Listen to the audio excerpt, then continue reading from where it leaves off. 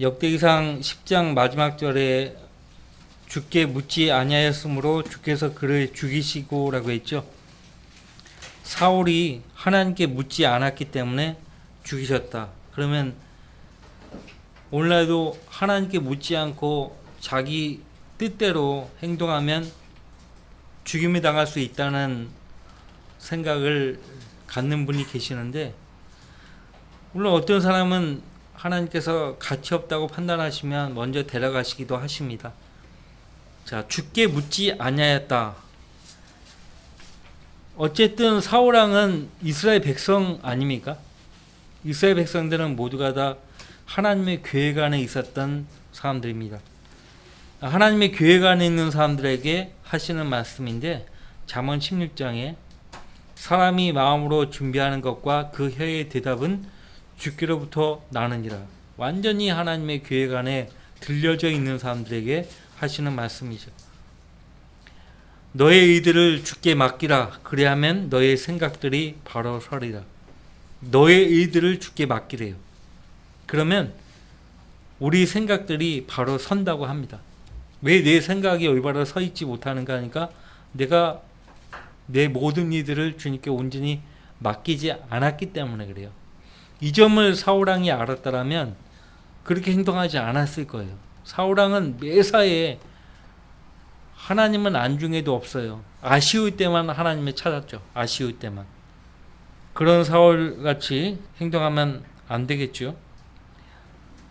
사람의 마음이 자기의 길을 계획하나 주께서 그의 걸음들을 인도하시느니라. 나는 이쪽 길을 계획하고 걷고자 하는데 하나님께서 막으시는 거예요. 왜 막으실까요? 왜 막으실까요? 그대로 그 길을 가면 멸망하기 때문에 사랑하는 그분의 자녀가 멸망하는 것을 아버지 하나님이 결코 바라시지 않죠. 막으시는 거야. 그렇게 막으셔야만 그를 안전하게 지킬 수 있기 때문에 그래요. 그러니까 우리가 경험해 보잖아요.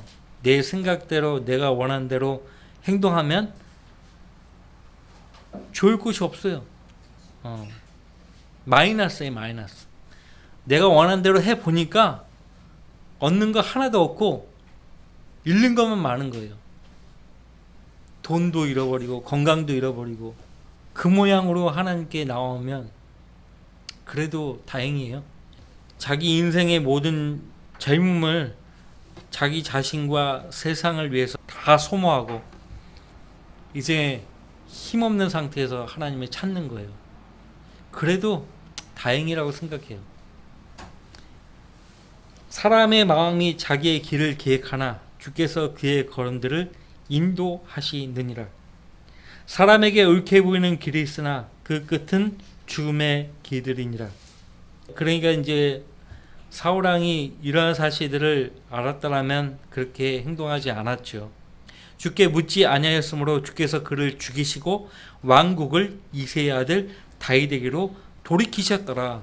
그래서 그 백성이 우리에게도 왕을 달라고 요구하지 않았다면 하나님께서 이새의 아들 다윗을 왕으로 세우셨을 거예요. 근데 너무 그 백성이 조급했던 거죠. 선지자 사무엘을 통해서 왕을 달라고 요구하니까 하나님이 허락하셨는데, 사울왕뿐만 아니라 당시 이스라엘 백성도 하나님께서 주신 그 기회를 하나님을 섬기는 데 쓰지 않은 탓에 하나님께 버림을 받은 것입니다. 하나님은 누군가가 배교할 것을 미리 아시기 때문에 누군가를 준비하죠. 하나님은 사울이 저버릴 것을 미리 아셨기 때문에 이새의 아들 다윗을 준비하셨죠. 다윗을 보시면 어릴 때부터 어디를 가나 항상 하나님의 손길 안에서 행동했었어요. 하나님은 누군가를 관심 있어 보십니다. 관심 있게 관찰하십니다. 그래서 믿음을 행사하고 하나님을 두려워하며 모든 악에서 떠나는 성도가 하나님께서 그 성도를 유심히 보시고 그 성도에게서 눈길을 떼지 않으십니다. 그가 공경에 처하면 그를 그 공경에서 구해 주시죠. 그리고 항상 가까이 계시는 하나님께서 그의 기도에 응답해 주십니다. 이런 성도가 되어야 하고요. 다윗이 바로 그런 사람이었죠. 다윗이 바로 그런 사람이었고, 다윗의 인생에서 우리는 크나큰 그 오점들을 보게 되죠. 그 중에 하나가 히딘 우리아의 아내 밧세바를 취한 것이에요. 제 기억나는 김에 잊어버리면 안 되니까, 생각났으니까 여러분들 열왕기상 10장 보세요. 15장. 죄송합니다. 열왕기상 15장.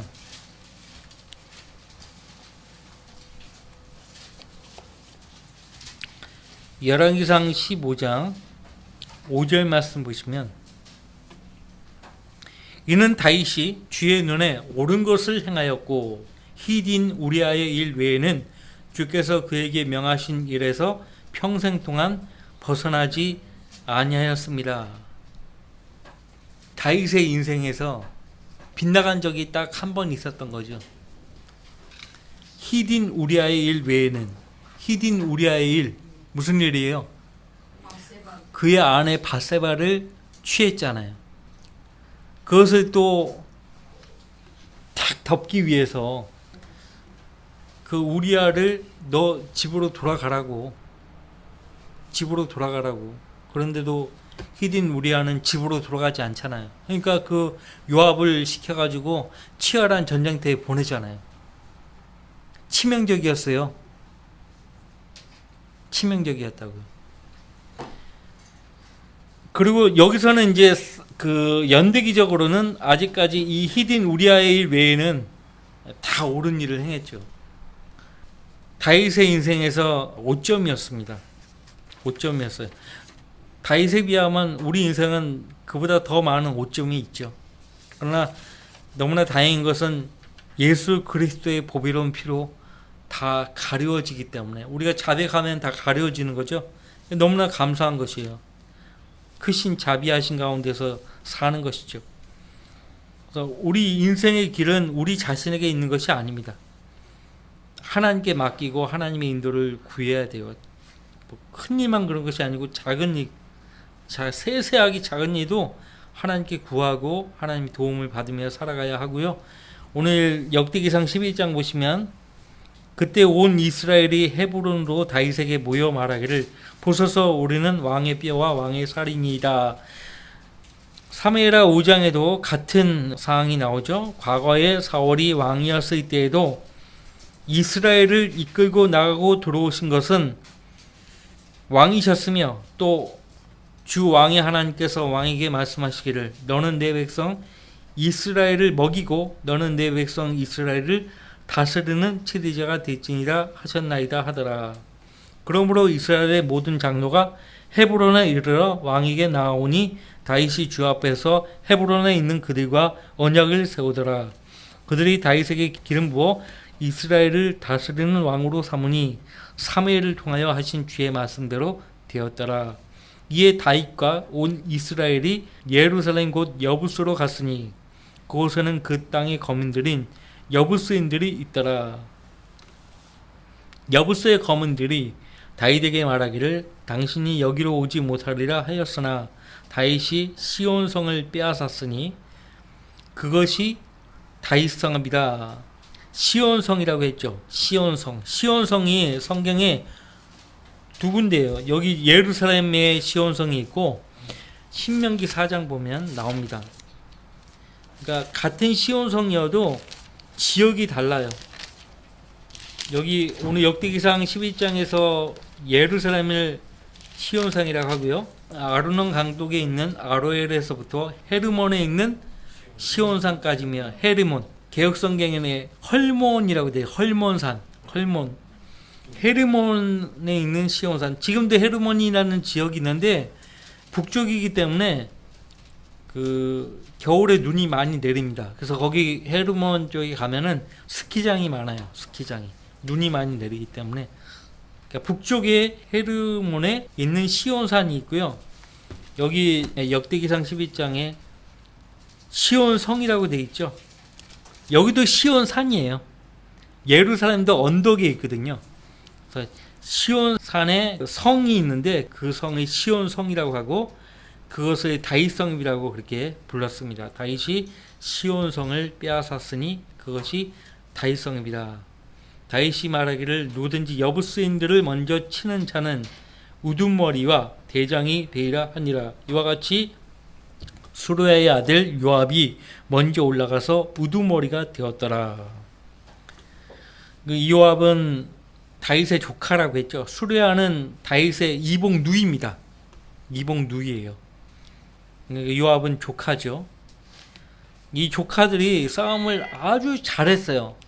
그러니까 다윗에게 이쁨 보이려고 너무 또 함부로 행동한 것도 없지 않아 있고요. 그래서 다윗 왕이 그 사무엘하에 보면은 수르야의 아들들 때문에 아주 힘들다는 것을 다윗 왕이 토로해요. 자, 7절 다윗이 그 성에서 거함으로 시온성에서 거함으로 사람들이 그곳을 다윗성이라 불렀더라. 이 시온성 다윗성읍을 원래는 예루살렘이라고 하죠. 예루살렘 평화의 도성이죠. 화평의 성읍이죠. 8절 다윗이 밀로에서부터 들러서 성읍을 건축하고 밀로가 나오죠. 밀로라는 이 말이 굉장히 많이 나옵니다. 밀로는 일종의 요새입니다. 계단식 요새. 계단식 요새예요. 밀로. 잘 모르시면은 이런 그 지명도 인터넷에 이렇게 치면은 요즘에 그 성경 고고학자들이 그 현장들을 발굴하면서 다 사진으로 찍어서 인터넷에 올려놨기 때문에 여러분들 밀로가 뭔지 모르면 밀로 딱 치면 인터넷에 다 나와요. 어떤 모양으로 있는지 다 알 수 있습니다. 솔로몬도 밀로를 건축했다는 말을 했거든요. 건축을 하니까 뭐에 세워지는 거예요. 성곽 같은 거, 요새 계단식 요새가 밀로입니다. 밀로에서부터 둘러서 성읍을 건축하고 요압이 성읍의 나머지를 수리하더라. 그래서 예루살렘 자체가 그 외부의 침략으로부터 지키기 위해서 요새화한 것이거든요. 9절 그리하여 다윗이 점점 창대해졌으니 이는 만군의 주께서 그와 함께 하셨음이더라. 만군의 주께서 그와 함께 하셨음이더라. 먼저 다윗이 하나님과 함께 했기 때문에 하나님께서도 그와 함께 하셨던 것이죠. 구약시대는 하나님께서 누군가와 함께 하신다 그러면요, 그것이 눈에 보이게 뚜렷했습니다. 현저하게 뚜렷했어요. 그 앞서 요압에 대해서 말했는데 오늘날로 치면 사무엘하 20장 23절에 나옵니다. 이스라엘의 모든 군대를 다스리는 자가 되었다 그렇게 말하고 있어요. 이스라엘의 모든 군대를 다스리는 자가 되었다. 다윗의 군대를 지키는 군대 대장으로 요압을 삼았거든요. 그러니까 지금으로 말하면 국방부 장관격이죠. 다윗은 무엇보다도 국방력을 튼튼하게 한 왕이었어요. 그리고 10절 말씀 보시면 또 다른 용사들이 나오죠. 다윗의 용사들. 또 다윗에게 있던 용사들의 우두머리들은 이러하였으니 그들은 다윗의 왕국에서 그와 더불어 또 온 이스라엘과 더불어 스스로를 힘있게 하여 이스라엘에 관한 주의 말씀에 따라 그를 왕으로 삼았더라. 다윗에게 있던 용사의 수는 이러하니라. 11절 다윗에게 있던 용사의 수는 이러하니라. 야소보암은 학몬인으로 최고 대장이었으니 그가 300명을 향해 그의 창에 들어 한 번에 죽였더라. 사무엘하 23장과 같이 읽어오라고 했는데 읽어오셨어요? 자, 야소부암이라고 되어 있죠. 야소부암. 그 다음에 12절에 엘르아살이 나오고 사무엘하 23장에 의하면요 산마가 있어요. 산마. 근데 여기서는 산마가 빠졌어요. 그냥 이유 없어요. 단순히 그냥 생략한 것입니다. 그래서 야소부암, 엘르아살, 산마가 세 용사예요. 다윗의 세 용사. 요압 다음으로 이 세 용사가 싸움을 가장 잘했어요. 요압 다음으로. 야소부암, 엘르아살. 근데 사무엘하 23장 가세요. 자, 사무엘하 23장 8절 말씀에는 역대기상 12장에서는 항몬인으로 야소부암이 나왔었죠. 근데 사무엘하 23장 8절에서는 야소부암이 없어요. 아디노라고 되어 있어요. 근데 같은 사람이에요. 같은 사람이에요. 자, 8절 다윗에게 있는 용사들의 이름이 이러하니라. 대장들 가운데 최고 우두머리의 자리에 앉은 자는, 아까 최고 우두머리가 누구였다고 했어요? 야소부암. 근데 타크몬인 곧 에스닌 아디논이 그가 800명을 향해 그의 창에 들어 한 번에 죽였더라. 아까는 300명이라고 했는데 여기서는 800명이라고 되어 있어요. 그러니까 숫자가 틀리니까 전혀 다른 사람 아니냐라고 대부분의 사람들이 그렇게 생각하거든요. 근데 제가 이렇게 조사를 해보니까 결과적으로 같은 사람이에요. 자, 왜 같은 사람인데 사무엘하 23장에서는 타크몬인 곧 에스닌이라고 그렇게 말하면서 아디누라고 말을 했고 800명이라고 했는데 왜 역대기상 12장에서는 300명이라고 했는가? 왜 또 항몬인으로 야소부암이라고 말했는가? 여러분들, 보통 성경을 기록할 때 아버지 혈통을 따라 어떤 지역 출신 이렇게 얘기를 하는데 항몬인, 타크몬인, 곧 에스닌 이렇게 해버리니까 다른 사람으로 볼 수밖에 없잖아요. 누가 봐도 같은 사람이에요.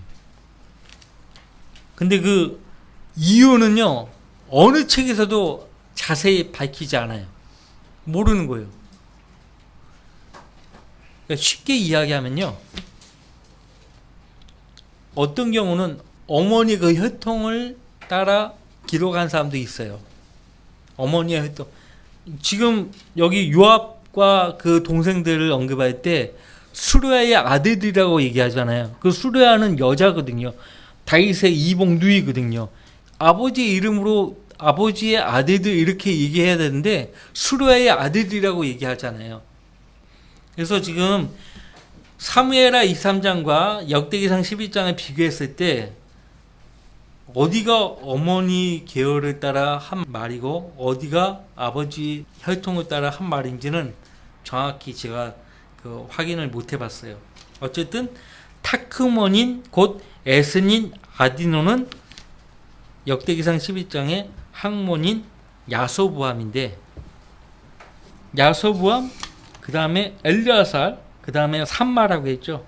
이들 세 사람은요, 다윗의 용사 중에 용사예요. 세 용사에 속한 사람들이에요. 세 용사. 다윗의 세 용사하면 야소부암, 아디노죠. 그 다음에 엘르아살, 그 다음에 누구라고 했어요? 삼마. 역대기상 12장에서는 삼마가 언급되지 않는 것은 단순한 생략이고 언급하지 않은 또 다른 이유는 없다. 개역 개정에는요, 더 혼란스럽게 만들어놨어요.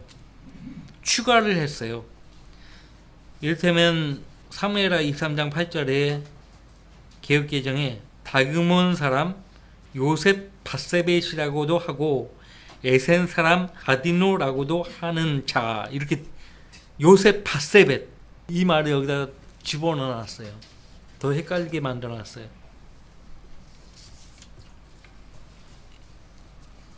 항몬인 야소부암은요, 역대기상 27장 2절 말씀 보시면 삽디엘의 아들이라고 되어 있어요. 삽디엘의 아들. 그 다음에 아디노가 항몬이의 아들로 불리웁니다. 항몬이. 굉장히 헷갈려요. 역대기상 12장에서는 항몬인이라고 되어 있는데 이 항몬인이 학모니의 아들이에요. 그 사람이 아디노고. 헷갈리죠. 헷갈리면 그래 넘어가는 게 편한 것입니다. 자, 그게 중요한 건 아니니까요. 예. 그러니까 헷갈렸잖아요. 그래서 다른 사람으로 누가 봐도 보이는데 같은 사람이에요. 그럼 왜 역대기상에서는 300명이라고 하고 사무엘하에서는 800명이라고 하느냐? 그 숫자에 대해서는요, 정말 이렇게 다르게 기록한 부분이 여기만 있는 게 아니에요. 다른 데도 많아요. 그 백성의 수를 헤아릴 때도 예비역까지 따지느냐, 예비역을 뺐느냐, 이런 거에 따라 숫자의 백성의 수가 다르기도 하고 그렇습니다. 자, 이제 다시 역대기상 11장으로 돌아오셔서 뭐 크게 중요한 건 아니니까 대개 읽으셨을 때 야소보암과 아디노가 전혀 다른 인물이라고 생각했는데 아니라는 거. 같은 사람이에요. 같은 사람. 단 어머니 쪽이 학문이인지 아버지 쪽이 학문이인지 그거는 모른다는 거예요. 12절 다윗의 세 용사 중에 두 번째 사람 엘르아살이 나오죠. 그 다음으로는 아와인 도도의 아들 엘르아살이니 역대기상 27장에 가면 도대라고 나옵니다. 도대. 근데 도도예요. 부르기를 그렇게 또 부르는 거죠. 우리가 같은 말을 지역마다 다르게 부르는 거하고 똑같은 거예요.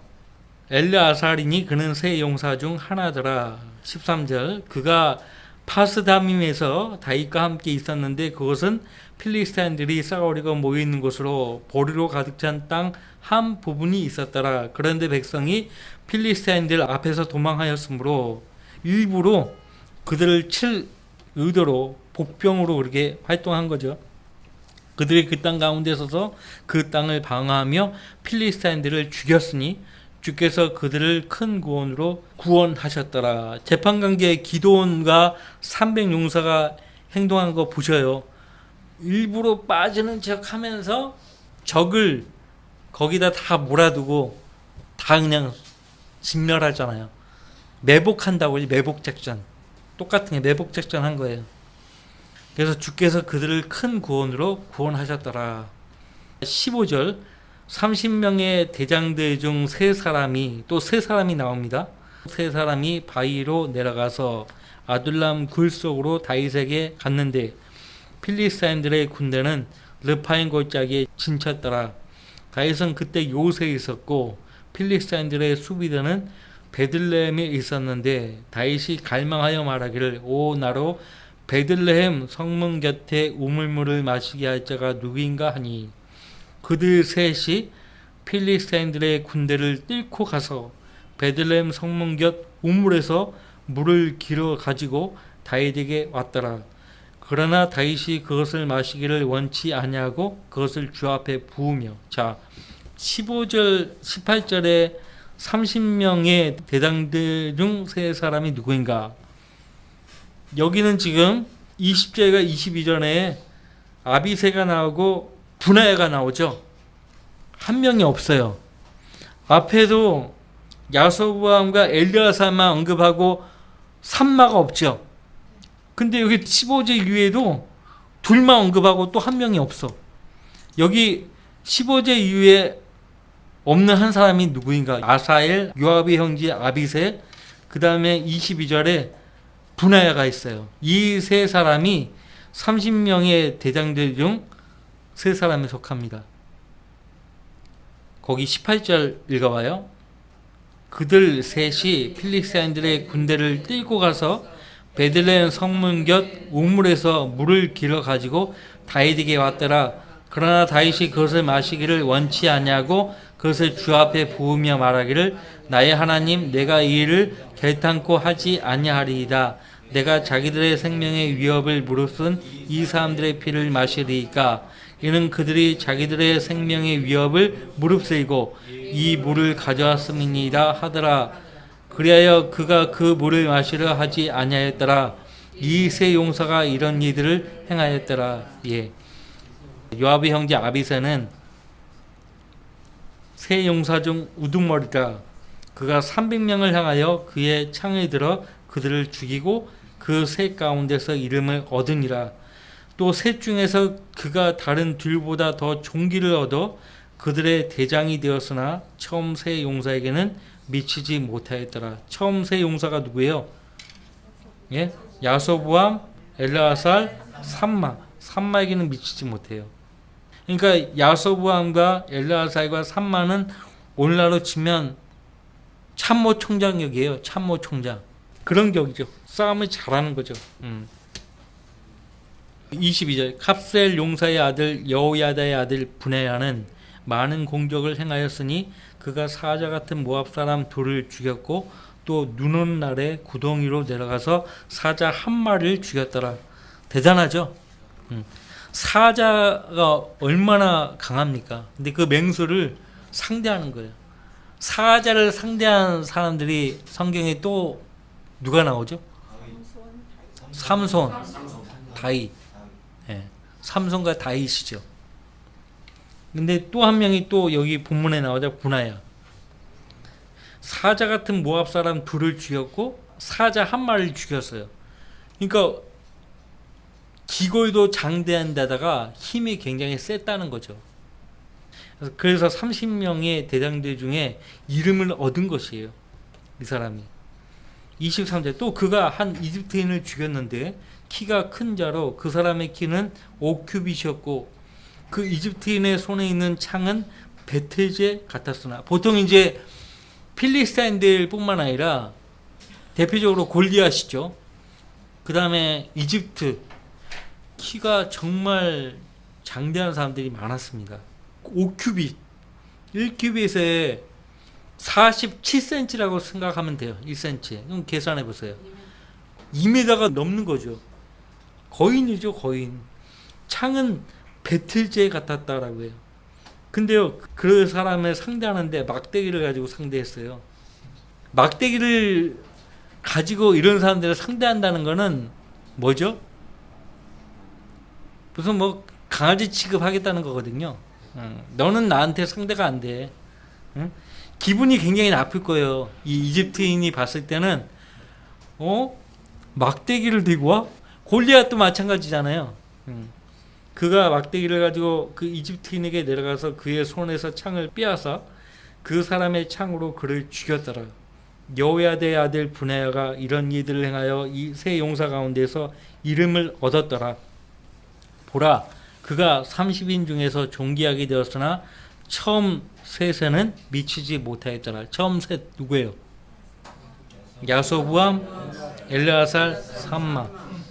그러니까 야소부암과 엘르아살과 삼마가 요압 땅으로 싸움을 정말 잘한 거예요. 정말 잘한 거예요. 엘르아살 같은 경우는 사무엘하 23장에 보면은 창이 손에 달라붙을 정도로 사람들을 상대한 거예요. 자, 지금 뭐 총 가지고 싸우는 거는 아무것도 아닌 거예요. 진짜 창과 칼로 상대를 해야 진짜 잘 싸우는 장수죠.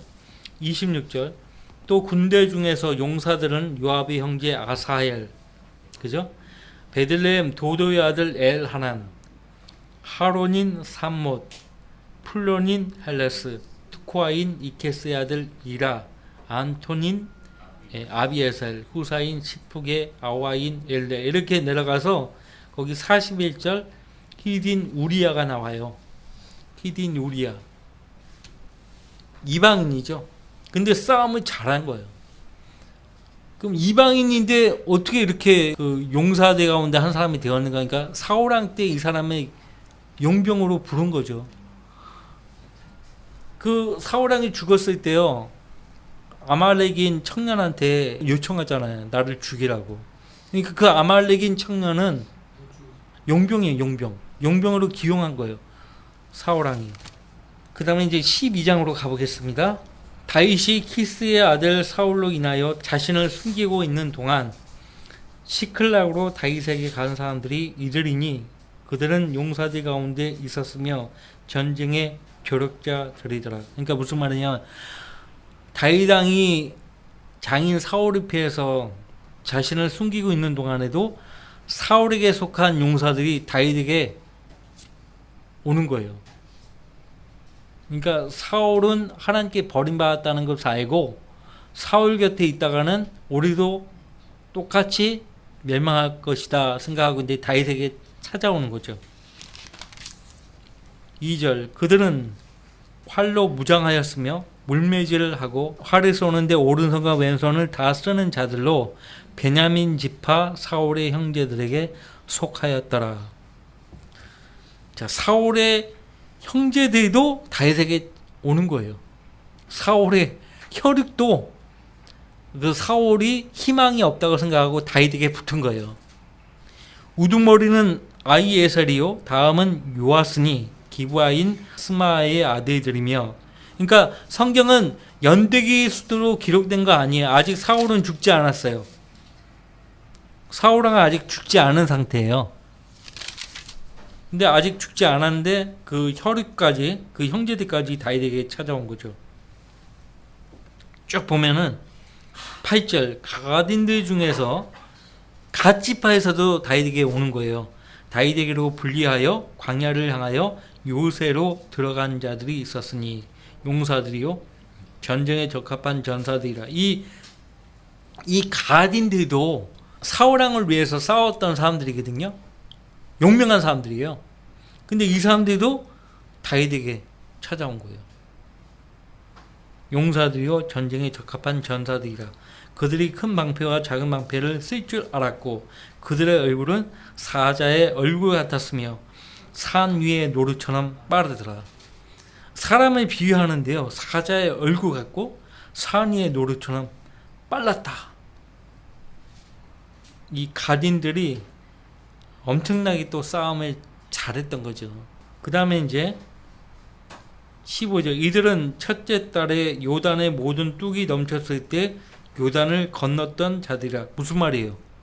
사울왕 몰래 다윗에게로 올 때에 보이게 드러나게 오지를 못한 거죠. 강물이 철철 넘칠 때 그때 요단강을 건넌 거예요. 그들이 골짜기에 있는 모든 사람들을 동서로 도망하게 하였더라. 도망하라고 그렇게 또 시키는 거예요. 야, 사울왕은 이제 끝났어. 같이 있다가는 같은 신세가 돼. 도망하게 만들고 본인들도 다윗에게 가고 그렇게 한 거예요.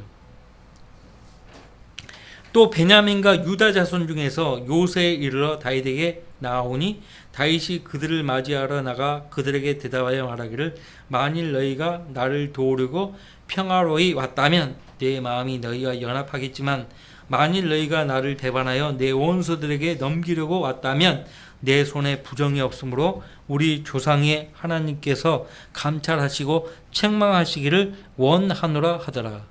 사울왕이 시켜서 자기를 잡으라고 보내온 줄로 알았던 모양이죠. 그래서 이 말을 한 거예요. 이게 그것이 아니었죠. 18절, 그때 대장들의 우두머리인 아마사에게 영이 임하여 그가 말하기를, 다윗이여, 우리는 왕의 것이요 이새의 아들이요 우리는 왕의 편이니이다. 화평이 왕께 있기를 원하며 왕을 돕는 자들에게도 화평이 있기를 원하나이다. 이는 왕이 하나님께서 왕을 도우심이니이다 하니 다윗이 그들을 영접하고 그들을 부대의 대장들로 삼으니라. 그러니까 무엇 때문에 이들이 사울에게서 다윗에게로 찾아왔느냐 이거예요. 뭘 보고 뭘 본 거예요? 왕의 하나님께서 왕을 도우심이니이다. 앞서 11장에서 한 말 그대로 12장 9절에 만군의 주께서 그와 함께 하셨음이더라. 만군의 주께서 다윗에게 함께 하신 것을 보고 다윗에게로 온 거예요. 여러분들, 아직도 사울왕이 죽지 않은 상태에 있는데 왕을 섬기지 않고 왕을 배반하고 왕의 대적자 다윗에게 찾아갔다. 적발되는 순간 그 사람들은 어떻게 되는 거예요? 그냥 직결처분이죠. 직결처분이에요. 근데 자기들의 목숨이 중요한 게 아니에요. 지금은 하나님이 누구에게 함께 계시는가, 그게 중요한 거예요. 사울에게서 떠나 다윗과 함께 한다는 걸 알고 심지어는 사울의 형제들까지 찾아오죠. 다윗에게 찾아오잖아요. 19절, 다윗이 필리스타인들과 함께 사울을 대적하여 싸우러 갔을 때 므낫세 지파에서 몇 사람이 다윗에게로 들어왔더라. 그러나 그들이 필리스타인들을 돕지 아니하였으니 이는 필리스타인들의 군주들이 숙고하여 그를 떠나게 하며 말하기를 그가 그의 주인 사울에게로 들어가리니 우리의 머리가 위태롭게 되리라 하였습니다라. 다윗이 시클락으로 갈 때 므낫세 지파에서 그에게로 들어온 자들은 안나와 요사박과 여디아엘과 미카엘과 요사박과 엘리후와 시덴이 므낫세의 천부장들이더라. 므낫세의 천부장들까지 다윗에게 온 거예요. 그들이 다윗의 도와 잔적의 무리를 쳤으니 이는 그들이 모두 힘센 용사여 군대의 대장들이었습니다. 그때에 날마다 사람들이 다윗을 돕고자 그에게 가니 큰 군대를 이루어 하나님의 군대 같더라. 꼭 옛날에 궁예를 피하고 왕건에게 많은 사람들이 간과하고 비슷하지 않아요? 헤아리 새 것이 없어요. 지금 누구에게 민심이 있느냐 이거예요. 누구에게 민심이 있느냐. 왜 궁예가 왕건을 싫어했는지 아세요? 그때 똑같아요. 다윗은 만만히요. 사울은 천천히로다. 이런 민심이 있었어요. 그때도. 그러니까 막 궁예가 왕건을 시기하는 거예요. 헤아릴 새 것이 없어요. 또 출전할 준비를 갖춘 부대들이 있어 그들이 헤브론으로 다윗에게 가서 주의 말씀대로 사울의 왕국을 그에게 돌리려고 하였으니 그들의 손은 이러하더라. 그러니까 각 지파들이 다 다윗에게 온 거예요. 그러니까 완전히 사울왕은 개털이 돼버렸죠. 개털이 된 상태에서 전쟁을 하게 된 거예요. 그러니까 자기 아들들 다 죽잖아요. 본인도 죽고. 다 다윗에게 가버리고. 32절 이사가의 자손 중에서 시대를 알고 이스라엘이 마땅히 행할 바를 아는 사람들이 있었는데 그들의 우두머리가 200명이요 그들의 모든 형제들이 이들의 명령에 따르더라. 시대를 알고 이스라엘이 마땅히 행할 바를 아는 사람들이, 그러니까 가장 중요한 사람들은 다윗에게 다 모여든 거예요. 33절 수불론 중에서 모든 전쟁 무기들을 가지고 싸움을 잘하여 전쟁에 나가는 자가 5만 명으로 전열을 가다듬을 수 있으며 두 마음을 품지 아니하였더라.